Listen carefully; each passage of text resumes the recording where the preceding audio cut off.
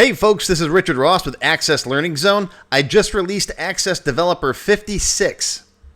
In this course, we're continuing to build our dark mode system for Microsoft Access. We're going to tie it directly into Windows so you can read and set the Windows dark mode as well.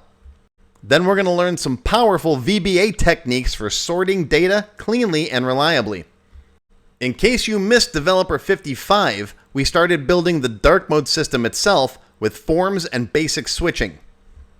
Now in Developer 56, we're continuing to work on our dark mode system and we're doing some additional cool stuff. First, we clean up the background form using a Windows API so it stays in the back where it belongs and fits the access window perfectly without those ugly scroll bars.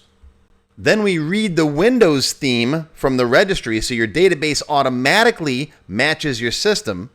And then we take it a step further, letting Access control the Windows theme itself. After that, we take a quick detour into some actual computer science stuff and build a bubble sort in pure VBA to give you a better understanding of how sorting works. And finally, we bring it back to real-world access development by sorting data the better way using a DAO record set with temp tables.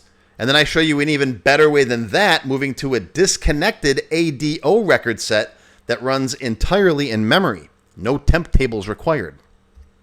So by the end of this class, you've got a cleaner dark mode system and some solid practical techniques you can use in your own databases right away. For more information, visit my website. I'll put a link down below, or drop a comment down below if you've got any questions. Live long and prosper, my friends. I'll see you in class.